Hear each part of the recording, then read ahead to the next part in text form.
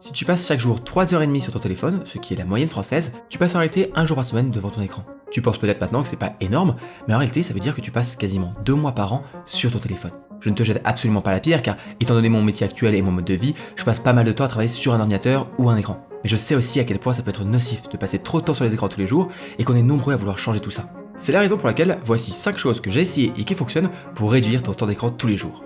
Alors je sais, ça peut paraître facile de diminuer son temps d'écran, mais en réalité c'est beaucoup plus difficile qu'on ne le pense, surtout dans notre société où tout est numérique, tout est sur internet, les réseaux, notre travail, bref, on a tous une vie un peu double entre notre vie physique et notre vie numérique. Mais on peut faire plusieurs choses pour réussir à diminuer son temps d'écran, et la première, c'est de créer des plages horaires sans écran. Ça peut paraître très basique comme conseil, mais comme pour la plupart des conseils au sens large, la plupart du temps, ce sont ces conseils-là qui fonctionnent le mieux. Alors comment est-ce que tu peux faire en pratique pour créer des plages horaires sans écran ? C'est pas très compliqué, tu choisis certains moments de ta journée, des moments un peu privilégiés, où tu décides qu'il n'y aura pas d'écran. Cette méthode, je la trouve particulièrement efficace pour 2 heures un petit peu précises de la journée, la première et la dernière. La première heure de la journée, on va dire entre 7h et 8h, je sais pas à peu près, tu te réveilles, tu vas donc te préparer, t'habiller, faire un peu ton hygiène du matin, et ensuite prendre ton petit déjeuner. Si tous ces moments-là, tu les passes avec ton téléphone, en train de regarder les news, en train de regarder les réseaux, en train de regarder je sais pas quoi, ça casse un petit peu la magie de se réveiller en douceur. Pourquoi ?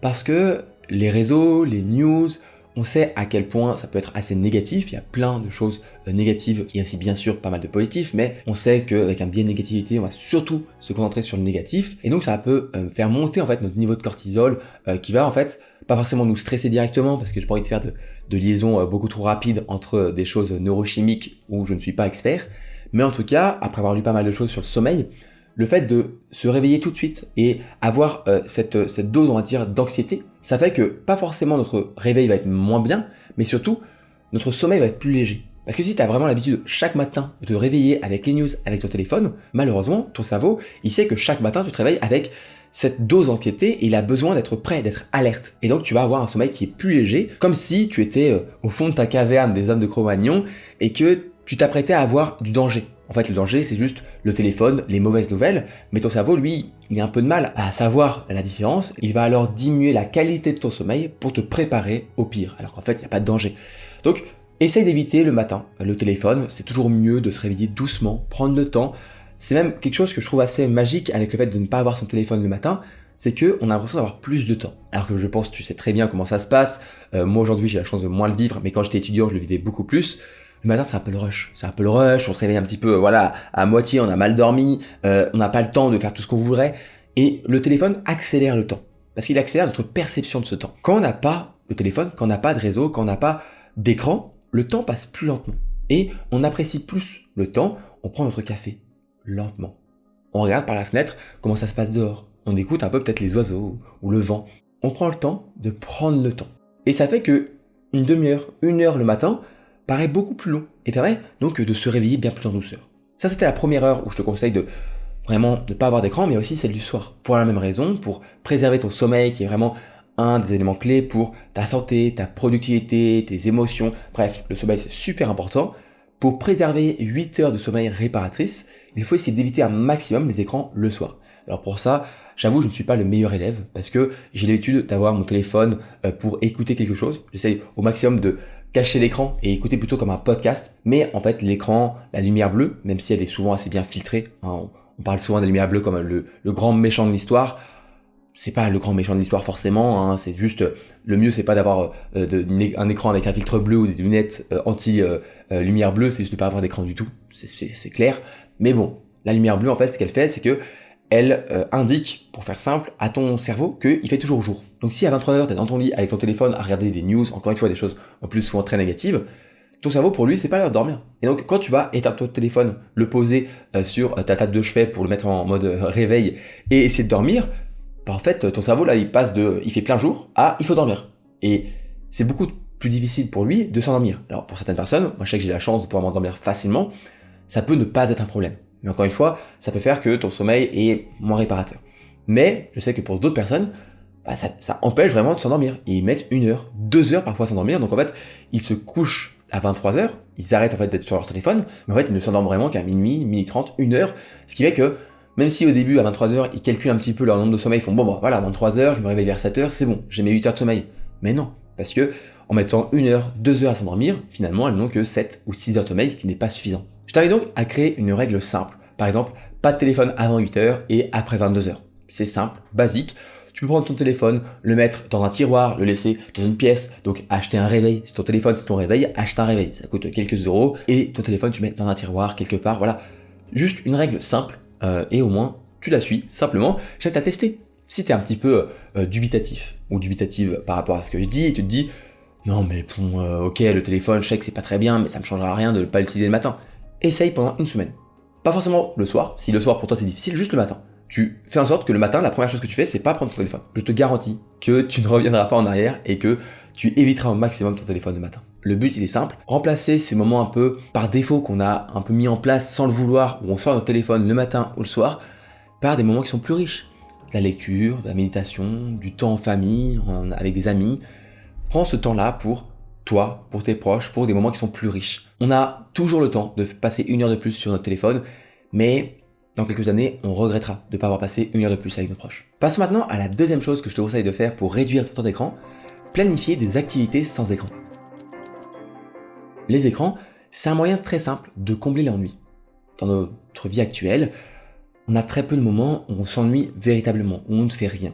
Je me souviens très bien quand j'étais petit et que je m'ennuyais dans ma chambre parce que j'avais plus le droit de jouer à la DS, parce que j'avais trop joué. Ma maman, elle me disait, ennuie-toi, c'est très bien, tu verras, tu finiras par trouver quelque chose à faire. Alors après 10 minutes à râler comme n'importe quel enfant, je finissais toujours par trouver quelque chose à faire. Je lisais une BD, je jouais avec mes Lego. L'ennui, ça permet d'être créatif, ça permet de faire plein de choses. Et le problème, c'est que les écrans, nos téléphones, ils ont remplacé l'ennui. Ils ont comblé ce moment d'ennui. Et donc, une des façons de réduire son temps d'écran moyen, c'est de planifier à l'avant des activités pour combler un potentiel ennui. Par exemple, au lieu de ne rien prévoir ton week-end ou le samedi après-midi et donc de le passer devant une série, devant ton téléphone ou n'importe quoi, ce qui peut être bien, il n'y a pas de souci par rapport à ça, mais si c'est pas conscient et c'est juste parce que t'as rien à faire, donc tu regardes une série, donc tu joues, donc tu fais quelque chose, pourquoi pas essayer de prévoir, je sais pas moi, une sortie, pas forcément quelque chose qui coûte beaucoup d'argent, hein, c'est pas du tout ça l'idée, mais simplement aller te balader, aller sortir, faire une petite randonnée avec des amis, aller faire, je sais pas moi, de l'acrobranche. Une fois encore, je pense que l'important c'est de se poser la question, qu'est-ce que je veux faire de mes week-ends? Est-ce que je veux que mes week-ends s'enchaînent et que simplement je bosse lundi jusqu'à vendredi, puis le week-end arrive, je me repose mais je fais pas grand-chose, donc en fait j'ai l'impression de me reposer mais pas d'avoir utilisé mon temps pour faire quelque chose d'utile que j'avais envie de faire toute cette semaine? Ou est-ce que tu veux que, certes le week-end, tu sors un petit peu, tu dois sortir un petit peu de ta zone de confort, tu peux pas juste simplement rester chez toi à être sur tes écrans, mais t'es content parce que chaque week-end, tu l'attends avec impatience pour faire quelque chose, parce que tu as planifié tes activités à l'avance. L'objectif, il est très simple.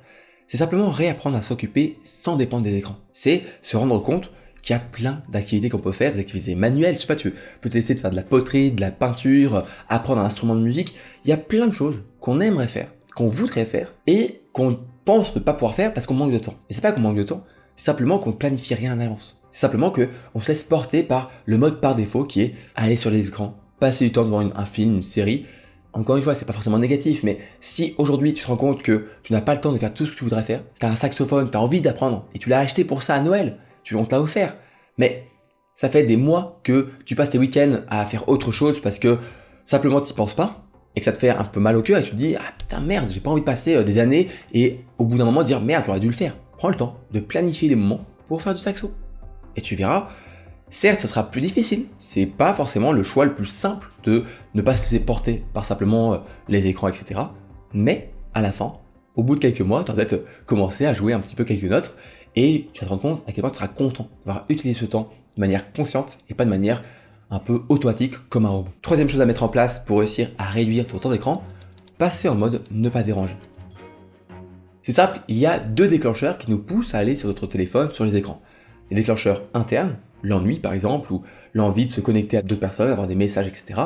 Et la deuxième, c'est les déclencheurs externes, en particulier les notifications, les emails, ce genre de choses. Cas très classique, tu es là chez toi, tu reçois une notif d'un ami sur Insta, il t'a envoyé un message ou il t'a envoyé une vidéo, tu la regardes, et ensuite tu te perds 10 minutes, 15 minutes, 1 heure sur Instagram, sur les reels, sur les vidéos, alors qu'en fait au début tu étais juste là pour venir répondre à un message. C'est le cas classique, c'est vraiment Le truc, on s'est tous retrouvés exactement dans cette situation, et c'est la raison pour laquelle je t'invite à mettre le mode ne pas déranger. Pourquoi c'est important? Parce que ça permet de couper les notifications, que ce soit sonore, vibreur, etc., pour que ce ne soit plus le téléphone qui essaye de t'attraper comme ça pour venir te prendre du temps et te balancer dans le trou noir, le doom scrolling, etc., mais plutôt que ce soit toi qui te dise à un moment, ah, attends, peut-être que j'ai reçu des messages, je vais aller voir. Peut-être une fois par heure, peut-être qu'une fois dans la journée. Mais en tout cas, ce sera de manière consciente. Ce sera plus le téléphone qui te demande de venir le voir, c'est toi qui vas prendre ton téléphone pour voir s'il y a quelque chose.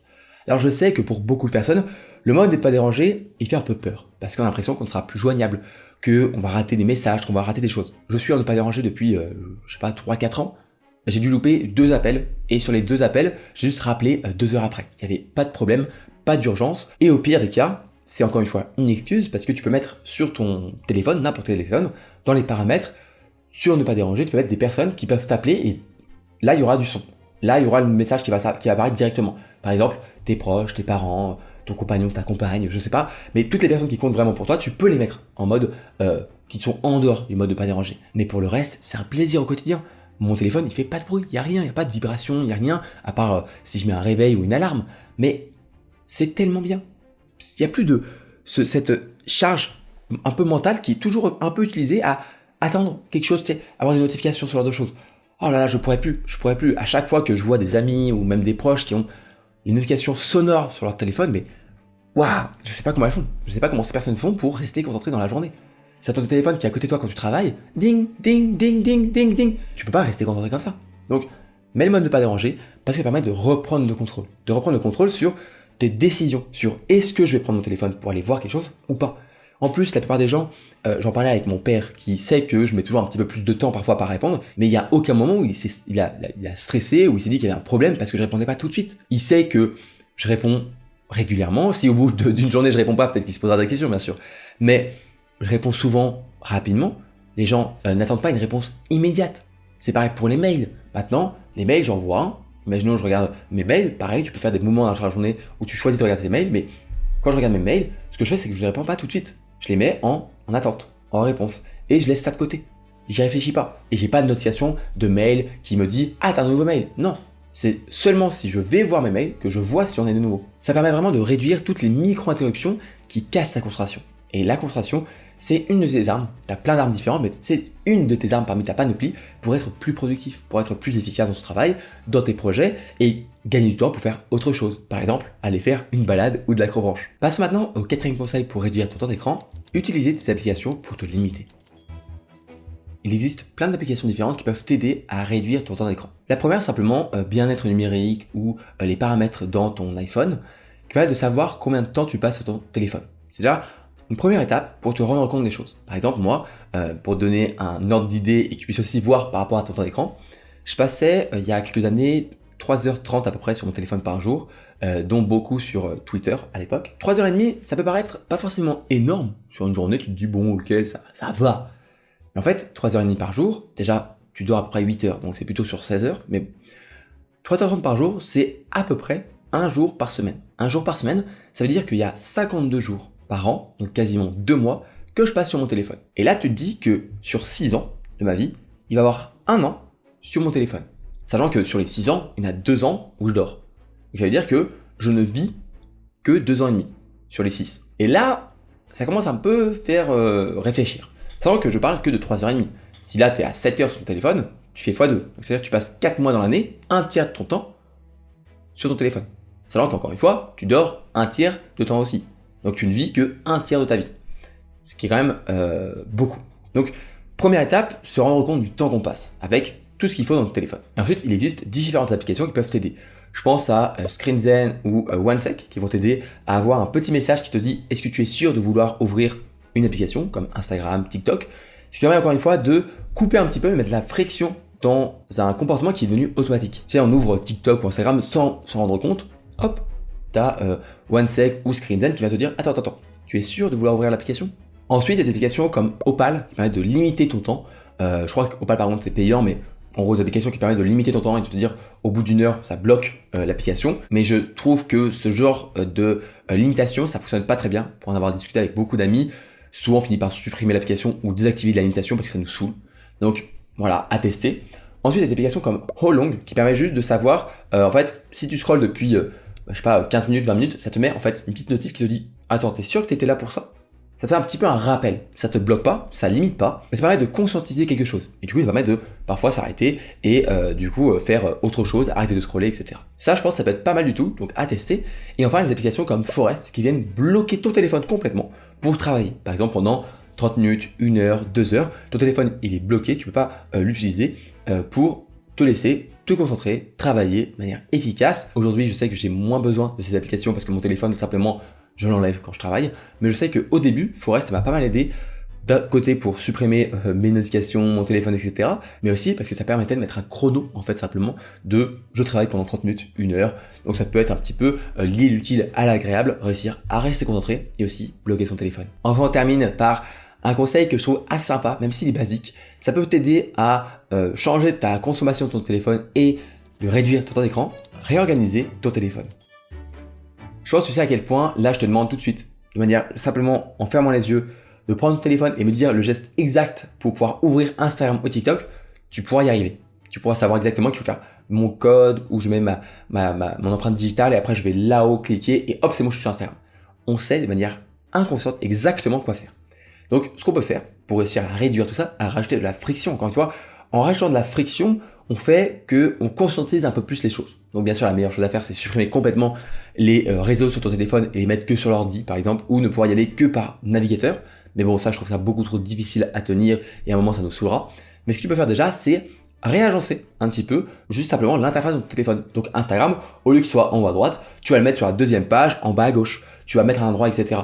Pourquoi faire ça ? Parce que en faisant ça, tu vas voir, ça te fait bizarre, mais tu pourras plus faire le même geste. Et donc, quand tu vas vouloir aller sur Instagram ou TikTok, tu vas devoir réfléchir en fait à le faire.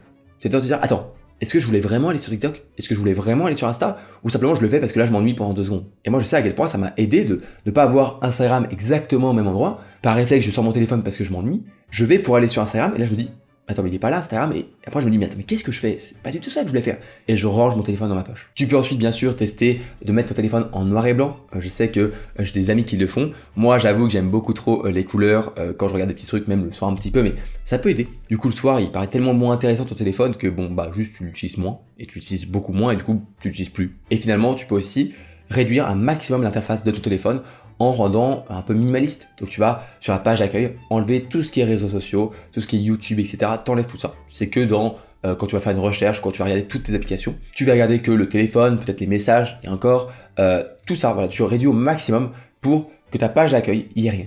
Je sais que ça peut paraître tout simple, tout basique, mais encore une fois, faisons un petit peu les idiots. On va se dire que de toute façon, on est des singes qui ont bien évolué, mais on reste des grands singes. Donc au lieu de se dire qu'on est plus intelligent et qu'on n'a pas besoin de faire tout ça, faisons toutes ces petites choses. Donc, noir et blanc, ne pas déranger, réarranger l'interface. Toutes ces petites choses, certes très basiques, une par une, mais ensemble, permettent de créer une vraie friction qui permet de reconscientiser et de reprendre le contrôle sur nos décisions, sur pourquoi est-ce que je prends mon téléphone, pourquoi est-ce que je le prends pas. Nous sommes à l'ère de l'attention.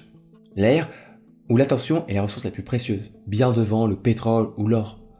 Et je pense que c'est dans ces moments-là qu'il faut qu'on apprenne à reconscientiser, à reprendre le contrôle de notre attention, parce que c'est en choisissant sur quoi, sur qui on dirige notre attention, que finalement, on choisit de se concentrer, de diriger notre vie.